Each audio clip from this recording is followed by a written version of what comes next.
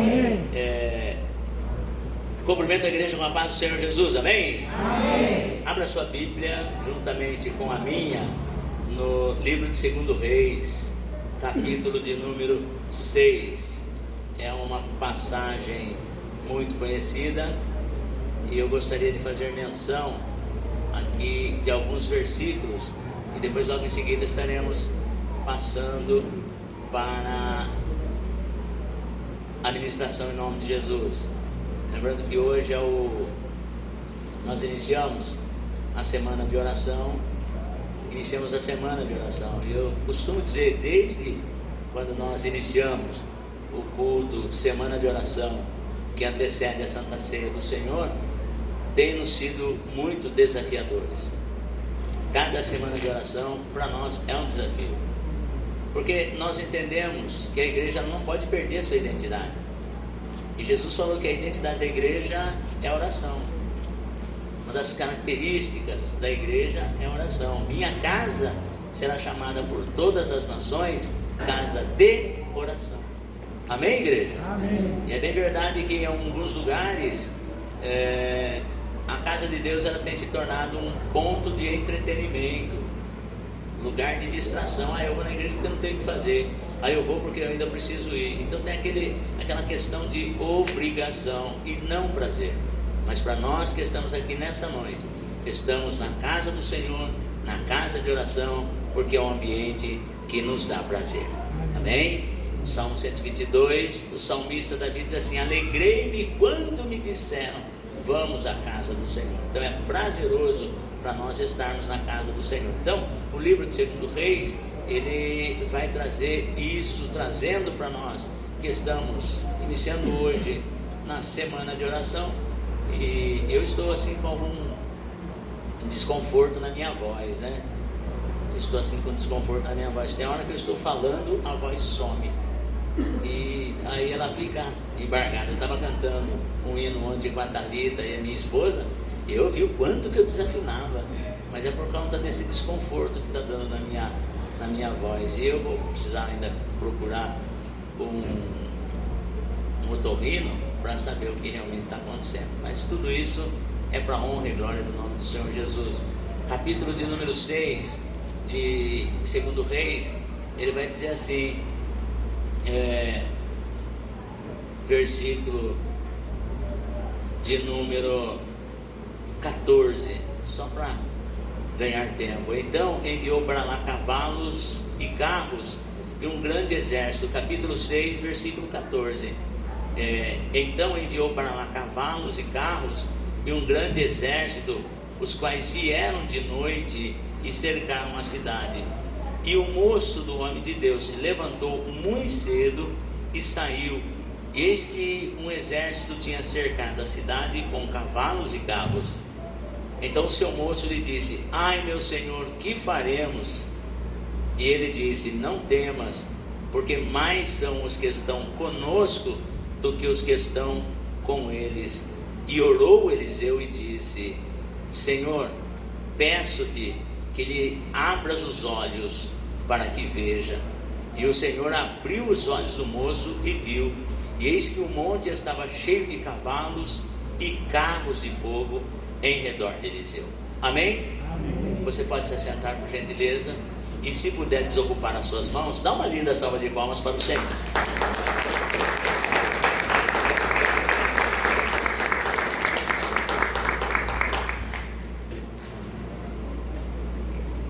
Irmãos, eu estou muito à vontade, sabe, nesses últimos dias. Estou bastante à vontade mesmo. E quando você se coloca para fazer a obra de Deus, naquilo que Deus tem para você, naquilo que Deus quer para você, e naquilo que através de você Deus tem para as pessoas que estão ao seu redor, e você fica muito à vontade. E eu, graças a Deus, posso dizer assim que eu estou bem tranquilo em relação a isso. Os irmãos terem noção, esses dias aí eu estava passando um combate muito grande, por conta de correrias, hospital, igreja e tudo mais. Eu folhava a Bíblia assim, e eu tinha que ministrar no funeral. E eu falava com a dona Marli: nossa, missionária Marli, depois eu vou sair daqui e ainda vou para o funeral, e eu não tenho ainda uma mensagem para ministrar, e eu não sei como que eu vou fazer. E isso é do ser humano, porque por mais que nós sejamos pessoas que oram, pessoas que consagram nossas vidas para ministrar uma palavra, mas tem hora que a correria do dia a dia faz com que a gente fique até esgotado mentalmente falando, psicologicamente falando. E aí, depois que saí daqui da escola bíblica, preocupado com a minha filha, que estava ainda hospitalizada, preocupado no bom sentido, porque eu sabia que ela estava nas mãos do Senhor, como ainda está nas mãos do Senhor. E fui para casa, almoçamos, dona Marli e eu almoçamos. Falei para a dona Marli: antes de eu ler a Bíblia, eu vou buscar a presença de Deus, vou me colocar na presença do Senhor, dizendo que Ele sabe de todas as coisas, que não é uma displicência minha o fato de eu não ter uma mensagem para ministrar no funeral. E quando eu dobrei o joelho para orar e falar com o Senhor, Deus me deu a mensagem. Você pode glorificar Deus por isso? Eu dobrei meu joelho, presbítero, para orar. O Senhor me disse assim: o tema é esse, aprendendo com o funeral da minha serva.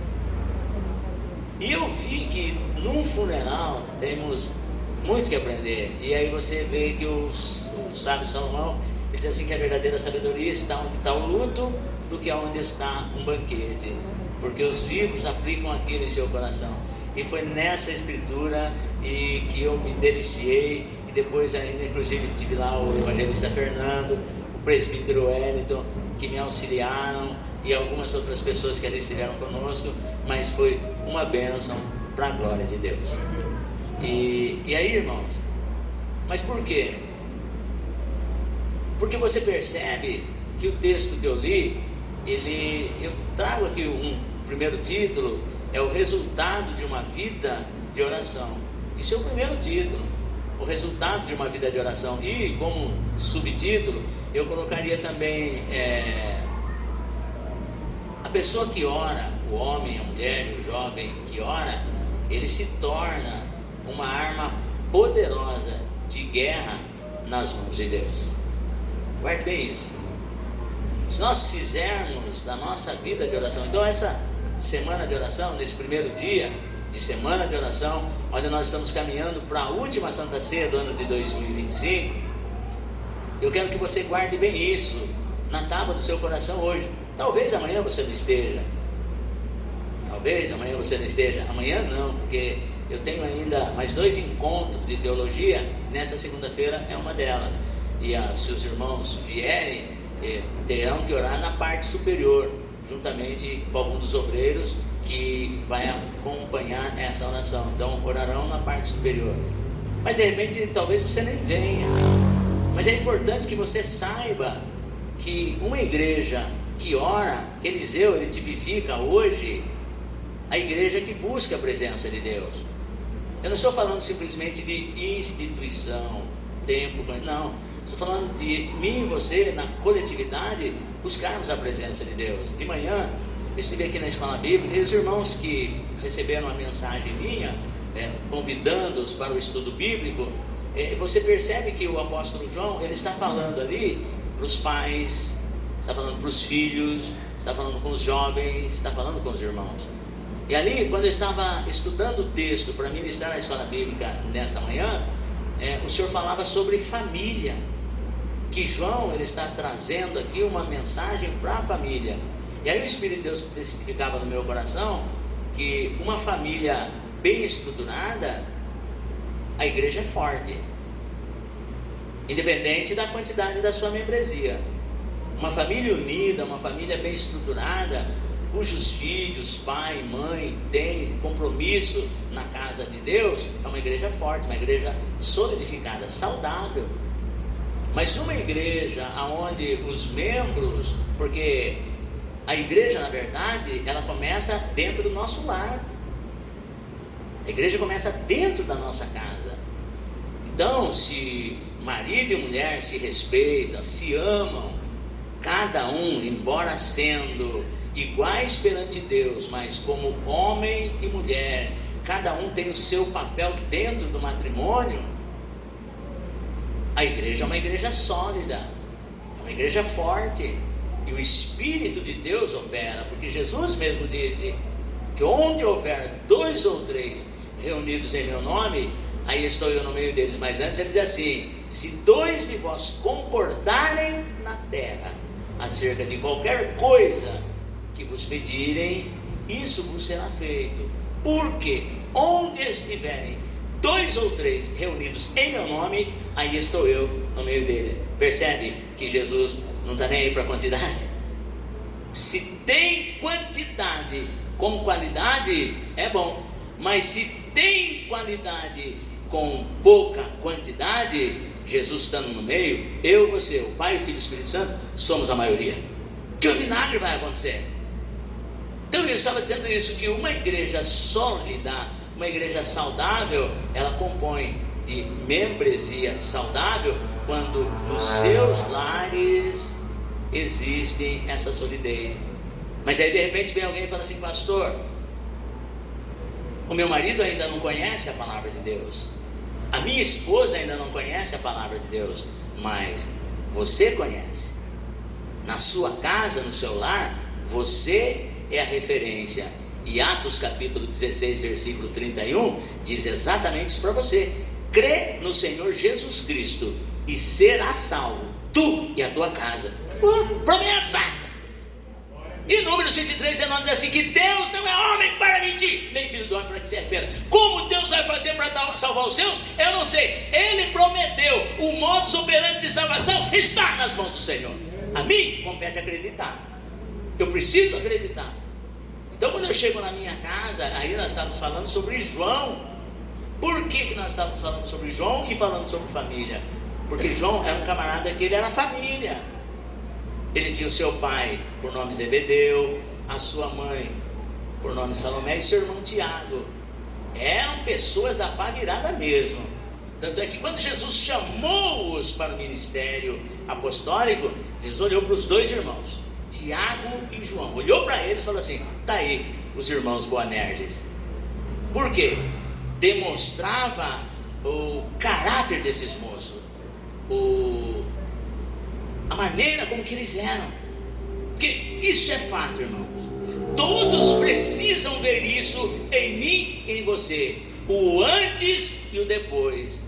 O antes de nós aceitarmos a Jesus Cristo como único e suficiente Salvador e Senhor, e depois que nós aceitamos a Jesus, passamos pelas águas do santo batismo e frequentamos uma denominação evangélica, independente da sua nomenclatura. As pessoas, elas vão olhar para mim e para você, não vão perguntar em qual igreja que você congrega ou qual igreja que você serve a Deus. Elas vão olhar para o meu testemunho e vão olhar para o seu testemunho e precisam chegar na consciência, na conscientização: eis que aí esse que passa por nós é um santo homem ou uma santa mulher de Deus. As pessoas precisam ver isso em nós. Mas para isso tem que haver mudança. E na vida de João principalmente, que ele foi impactado pelo amor transformador. Pensa num camarada ambicioso. Na igreja ele queria os melhores cargos, e era eu e meu irmão. Pensa num João antes de se converter, que era um cara vingativo. Mestre, nós estávamos andando em determinado lugar e nós vimos ali um cara que estava falando, fazendo milagres, mas ele não anda conosco. Mas na hora mandamos ele calar a boca, antes da conversão. E aí, quando chega lá na frente, eles foram pedir pousadas numa aldeia de samaritano. Os samaritanos viram que eles tinham aparência de quem ia para Jerusalém e falaram: aqui não, vocês estão indo para Jerusalém? Se virem lá, arrume uma pousada lá. E João principalmente olha para o mestre e fala: Senhor, eles não estão nos recebendo aqui em Samaria. O Senhor quer que nós façamos aquela mesma oração que Elias fez e consumiu vários homens? Quer que nós oramos assim para que Deus mande fogo do céu e destrua toda essa aldeia de samaritano? Deus falou: olha, vocês não sabem de que espírito vocês são, porque porque o Filho do Homem não veio para destruir as almas, mas para salvar os seres humanos. Era esse homem que Jesus estava trabalhando na vida dele, trabalhando na vida de Zebedeu, trabalhando na vida de Salomé e trabalhando na vida de Tiago. Quando João se converteu, realmente ele foi uma das pessoas que mais falou sobre o amor de Deus. Então, porque houve mudança. Então eu estava dizendo exatamente isso, que uma igreja bem estruturada começa dentro de um lar estruturado. Oração, estudo da palavra, os filhos obedecendo os pais doutrinando os filhos, admoestando-os na doutrina do Senhor, não despertando ou provocando a ira dos filhos, mas trazendo na sã doutrina do Evangelho de Cristo. E quando chega na hora de vir para o culto, os pais principalmente deverão despertar prazer de estar na casa do Senhor. Os pais principalmente. Agora, quando os filhos, eles observam nos pais desânimo para a casa do Senhor, os filhos normalmente eles vão falar assim: bom, se fosse bom, o pai queria estar lá. Pai, mãe, nós vamos para o culto hoje ninguém vai para a igreja. Ah, tá bom. Ah, não vem hoje, não vem amanhã, não vem depois. Aí quando chega na hora de precisar vir, é muito mais difícil. Por quê? Porque Jesus diz: porque a minha casa será chamada por todas as nações casa de oração. Então eu venho trazendo para você líderes, obreiros, obreiras, pais, mães, filhos, maridos e esposas, que a igreja do Senhor Jesus já está sendo arrancada da terra. E esse arrancada é literal mesmo, porque a palavra arrebatamento significa arrancado com violência. E a qualquer momento a igreja do Senhor Jesus ela vai ser arrebatada. E é muito importante que nós adquiramos, voltemos à prática, porque a igreja ela tinha isso, principalmente a igreja do primeiro século, principalmente a igreja de alguns anos, os crentes de alguns anos, eles tinham esse fervor na oração.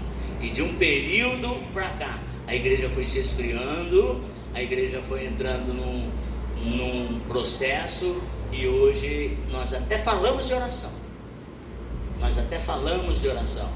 Mas será que nós oramos como devemos orar? Então eu estou trazendo nesta semana de oração, nesse caminhar para a última Santa Ceia do ano, essa reflexão. Porque eu não estou me referindo somente à igreja local, embora nós, Templo Pentecostal Conhecendo a Cristo, de todas as igrejas que você conhece na face da terra, de todas as igrejas evangélicas que você conhece, talvez a nossa, Templo Pentecostal Conhecendo a Cristo, é a que mais precisa de oração. E você tem essa necessidade, você tem essa convicção de que não, nós precisamos orar. Aponte o dedo para o seu irmão que está do seu lado e diga assim: nós precisamos orar. Diga assim: o nosso ministério urgentemente é carente de oração. Agora olhe bem para mim, eu estou errado em falar assim? O que você está vendo quando você olha para o ministério Conhecendo a Cristo? Seja realista. O que você olha, o que você vê quando você olha para o ministério Conhecendo a Cristo hoje? Particularmente falando, quando eu olho, porque eu sei que você vê da mesma maneira, porque sobre a sua vida há o Espírito de Deus, como na minha vida há o Espírito de Deus. Então nós precisamos urgentemente nos unir em oração, para que a obra de Deus ela possa experimentar o grande avivamento que o Senhor prometeu para nós nesses últimos dias. Então guarde bem isso. Crise, adversidades não é fim que determina o fim do ser humano, mas são oportunidades que Deus ele precisa para que através das nossas vidas o sobrenatural se manifeste e as pessoas lá fora passem e vejam e fala: olha o que Deus está fazendo naquela igreja, olha o que o Espírito de Deus está fazendo naquela igreja. Então isso precisa acontecer, mas essa conscientização entre cada membro, cada pessoa que fala assim: olha, eu sou da Tempo Pentecostal Conhecendo a Cristo. Onde você congrega? Congrego lá com o pastor Salu. Eu congrego lá no ministério do pastor Salu. Opa, então eu preciso arregaçar as mangas e buscar a presença de Deus em oração. Por quê? Porque o resultado de uma vida de oração, e as pessoas que têm isso, principalmente na coletividade, se torna em uma arma poderosa nas mãos do Senhor. Se olha para a vida de Eliseu, você vê das poucas vezes que o texto ele fala a respeito da oração de Eliseu. Você vê pouquíssimas vezes falar, mas não quer dizer que Eliseu não fosse uma pessoa que orasse. Por quê, irmãos? Porque quem é dado, mais é requerido. Em uma certa ocasião, quando o profeta Elias ele estava para ser arrebatado, e Eliseu acompanhando ele, passando por 4 estágios na escola profética. Eliseu passou, teve 4 estágios para chegar onde ele chegou. E aí, quando chega num determinado momento, Elias cruza, pega a sua capa, toca na água do Jordão, o Jordão se parte, e ele e Eliseu passam em seco o rio Jordão. Guarde bem isso. Ao passar o rio Jordão, Elias olhou para Eliseu e viu em Eliseu uma pessoa determinada. A pessoa determinada, irmão, aconteça o que acontecer, passe o que passar, ela fala: não, eu vou para cima, porque não tem um recuar, não tem meio termo, ou eu vou ou eu vou. E Elias viu isso em Eliseu. Quando eles cruzaram o Jordão, Elias olha para Eliseu e diz assim: pede-me o que queres que eu te dê ou que eu te faça, antes que eu seja arrebatado de ti. Eliseu olha para Elias e diz assim: eu peço que haja em mim porção dobrada do Espírito que está sobre você. Elias olha para Eliseu e fala assim: dura coisa pediste, porém se vires, quando eu for tomado de ti, assim se te fará, senão não se fará. E ambos caminhando juntos. Quando eles estavam caminhando assim, carruagens, carros de fogo, e foi todo aquele alvoroço que os irmãos sabem, e Elias foi arrebatado no céu por um redemoinho. Eliseu, quando ele viu aquilo, ele ficou desesperado, rasgou as suas vestes: meu pai, carro de cavalo de Israel e tal, e começou a ficar muito desesperado, e viu a capa de Elias que caiu. Ele pega a capa.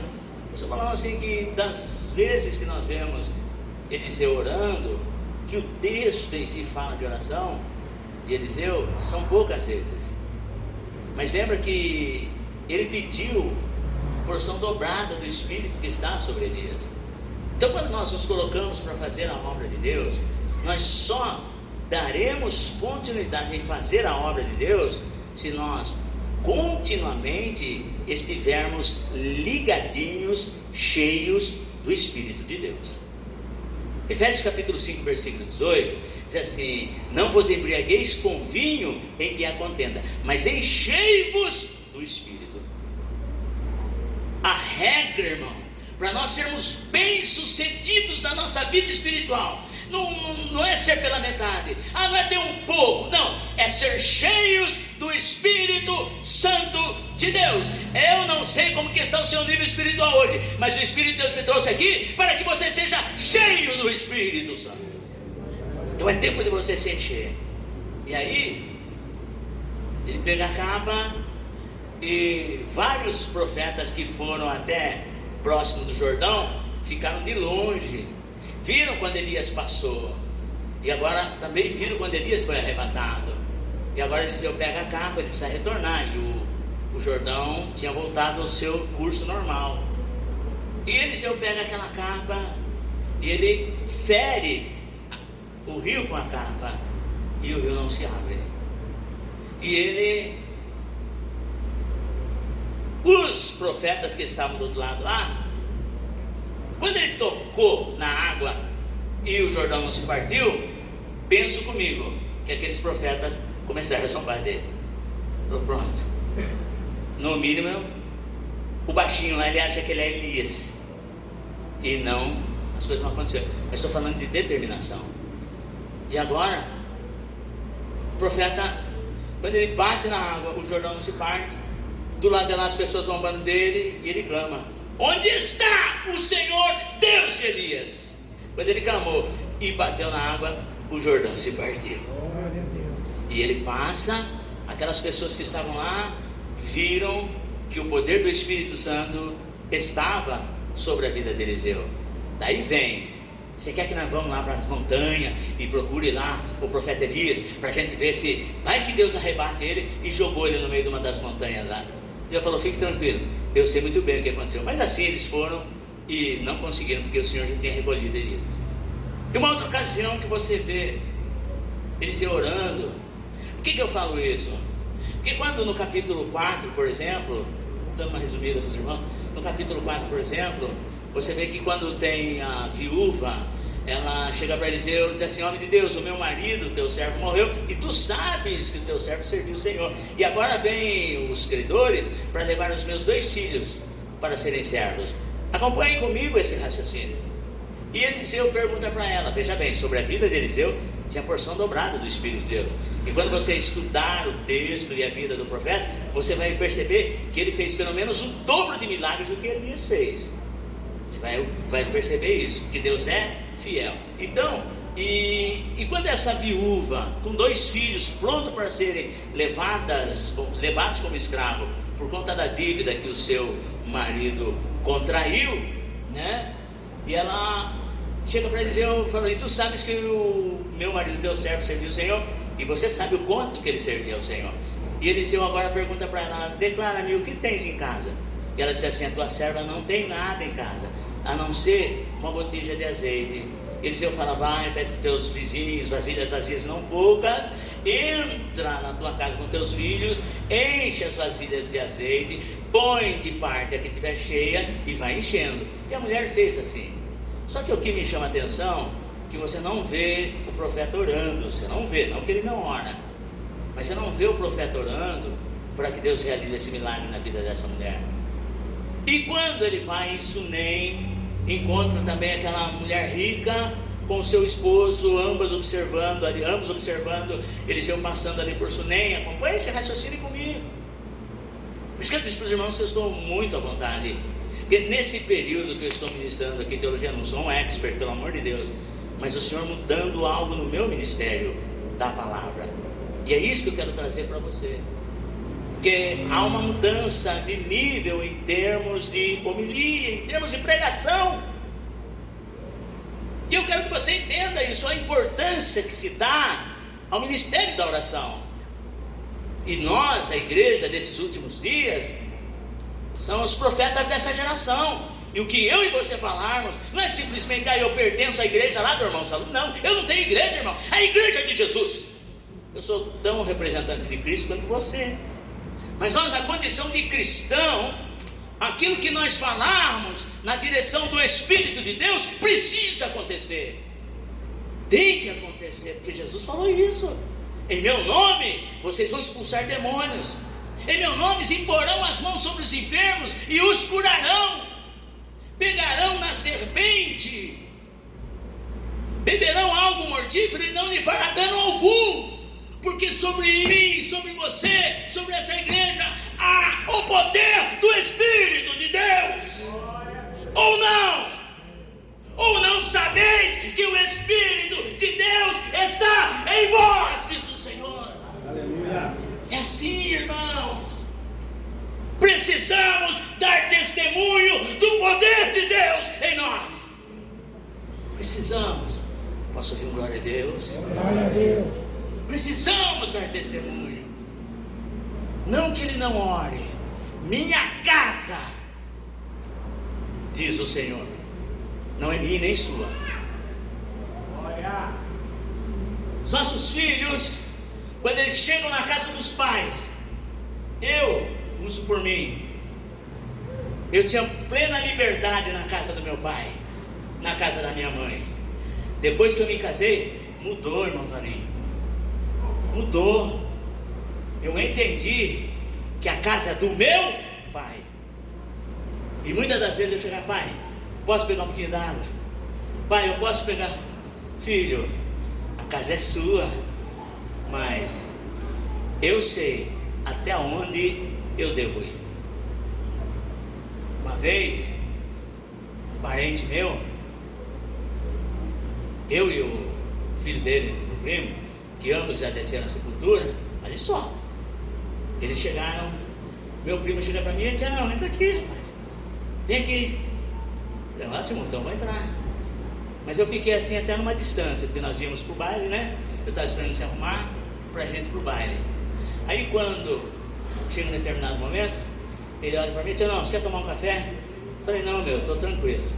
Aí o pai dele, que era meu tio, olhou bem para mim e falou: São Luciano, você fez certinho,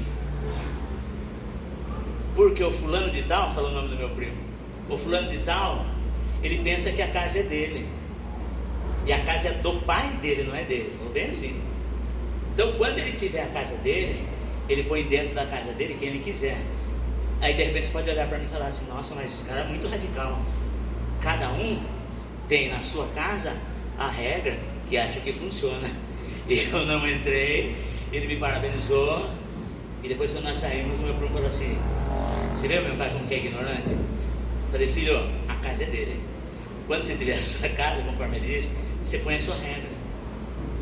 Mas aqui o Senhor diz assim: a minha casa é a casa do Senhor.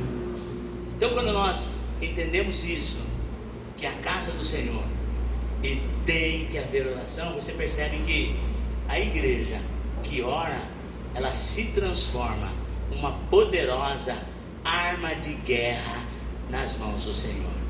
Mas pastor, que guerra é essa? Paulo vai falar que a nossa guerra não é contra a carne e nem contra o sangue, mas é contra as potestades, os principados, as hostes espirituais da maldade nas regiões celestiais. Observe a vida de Eliseu. Eu disse assim, que quando ele chega na casa da mulher rica lá, e ela disse assim: olha, tem por mim que esse que passa por nós é um santo homem de Deus. Com o passar do tempo, a amizade deles vai se desenvolvendo, vai se aumentando, e ela chega para o marido, depois de oferecer algumas refeições, ela chega para o esposo e fala assim: ó, vamos fazer para o homem de Deus aqui um cômodo para ele. Vamos fazer um cômodo para ele. E nesse cômodo a gente vai colocar uma mesa, uma cadeira, uma cama, um candeeiro para ele. E fizeram assim. Todas as vezes que o homem de Deus ali se dirigia, passava por Sunem, ele, para ir para o Carmelo, ali ele parava e hospedava ali. E um dia o profeta chega e fala assim: olha, seu moço, eu tenho visto que essa mulher, ela trata a gente com tanto respeito, com tanto carinho, o que será que nós podemos fazer por ela? Eliseu era uma pessoa muito influente politicamente falando, e aí ela disse assim: eu estou tranquila, não tenho falta de nada. Enfim, mas Eliseu falou assim: mas por esse tempo, porque Geazi observou e viu que ela era uma mulher estéril, não podia gerar filhos, e o seu marido já era velho. Aí Eliseu falou: por esse tempo da vida, no ano que vem, você estará abraçando um filho. Ela falou: não mintas a tua serva, como os irmãos conhecem o texto. Resumo: eu não vi Eliseu orando para ela, para que ela engravidasse. Porém, no ano seguinte, o menino nasceu. Mas você percebe que passado alguns anos, Eliseu está lá no Monte Carmelo, e a mulher vem com ela, de encontro com ele. Eliseu olha e fala assim: Geazi, eis a sunamita, vai de encontro com ela, pergunta se vai bem com ela, com o filho e tal, com o marido, se está tudo bem. Quando Geazi chega, não, está tudo bem. Aí quando o profeta chega, ela fala: não está bem, eu não pedi filho para Deus. E aí Eliseu entendeu que o menino estava morto. Mandou com que Geazi fosse e colocasse o bordão dele, mas o menino não despertou.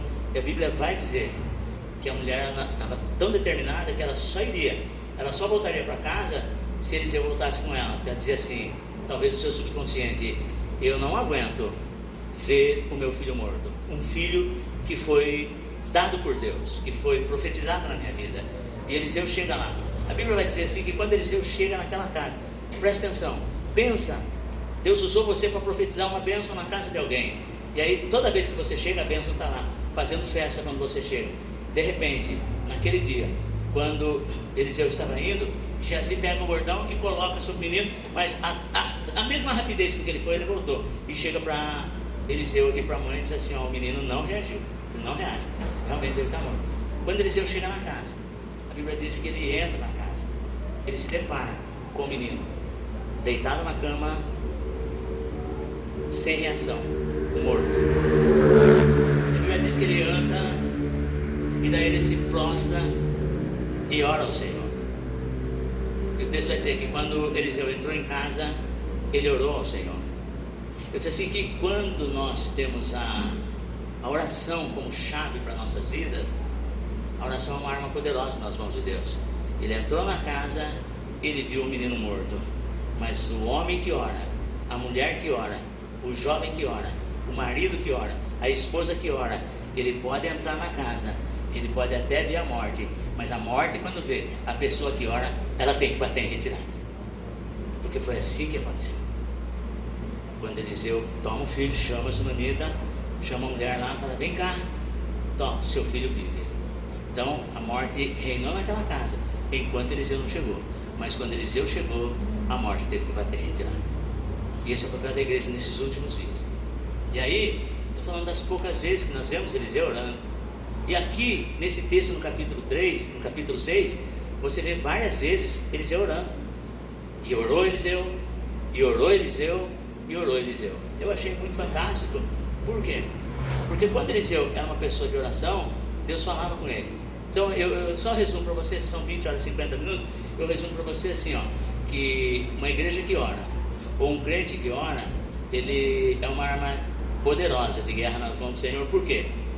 Porque através desse crente, através dessa igreja, e esse é o propósito de Deus para essa igreja, não é para outra, é para essa igreja. E se você faz parte, entenda que você está sendo direcionado pelo Espírito de Deus, tá?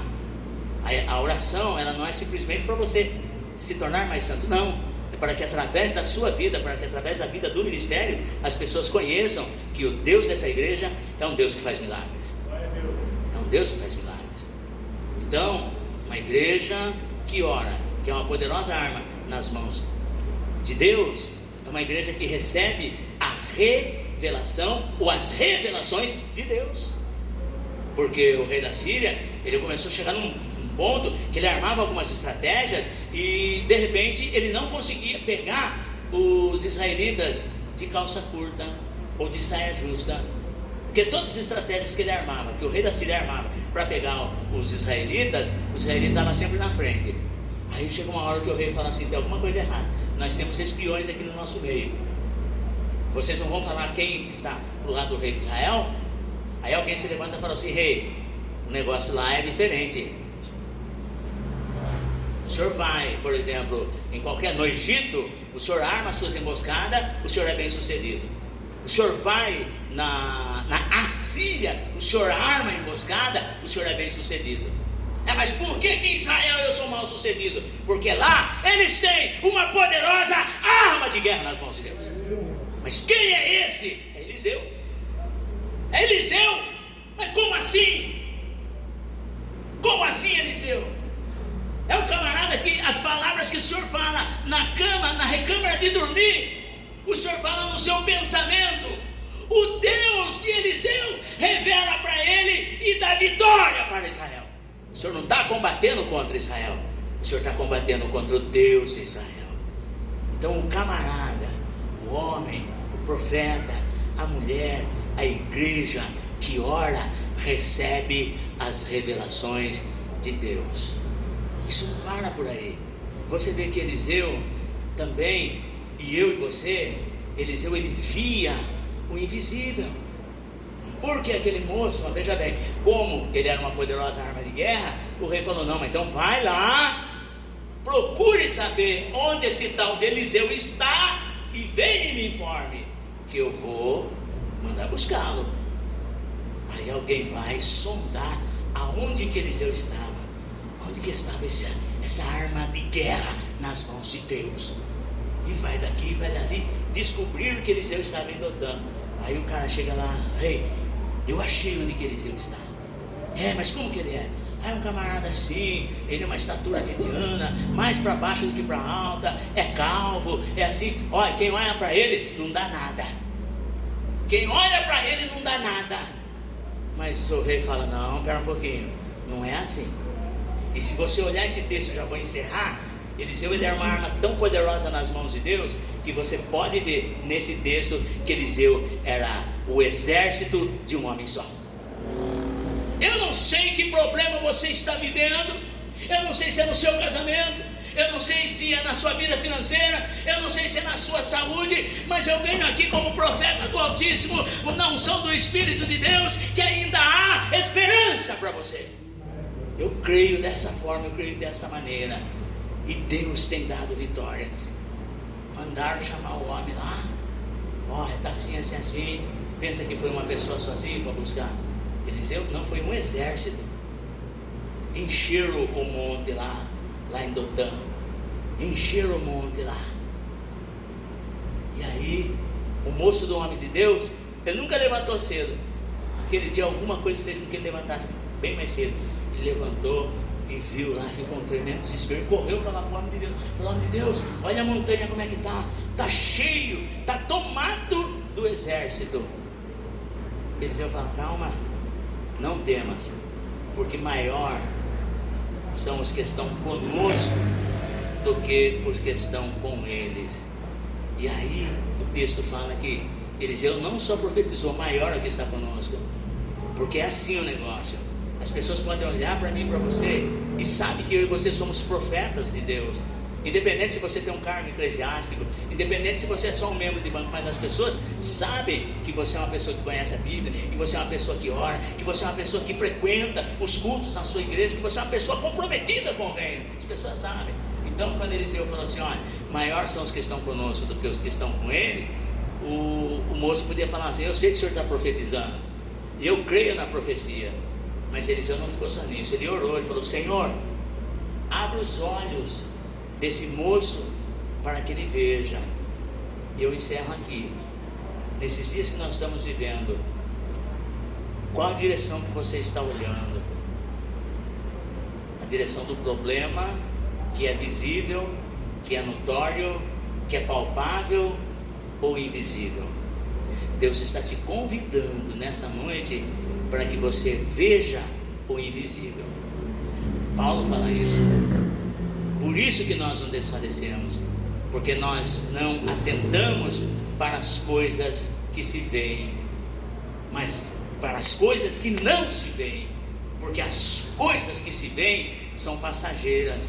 Não concentre a sua visão naquilo que você está vendo, ainda que o caos seja total, ainda que o cenário seja difícil. Não concentre a sua visão no seu problema, porque esse problema seu vai passar em nome de Jesus. Deus vai te dar vitória.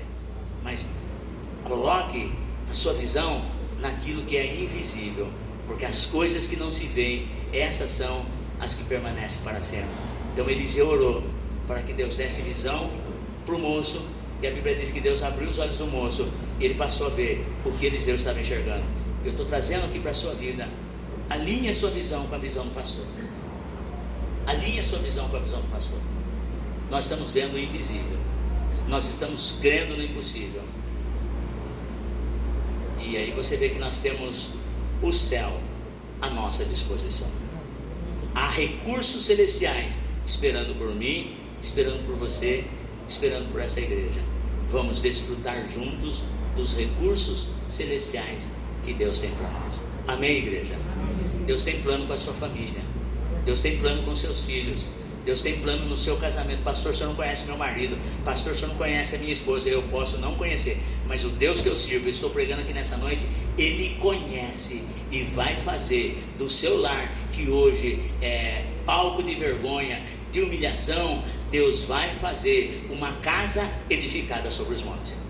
As pessoas vão olhar e vão falar: olha, naquela casa lá mora uma família de crente. Eu passo ali, só louvor. Eu passo ali, só profecia. Eu passo ali, eu só ouço testemunho de milagre. É assim que Deus vai fazer na sua casa. Se você crê, diga amém. Amém. Se você crê, diga graças a Deus.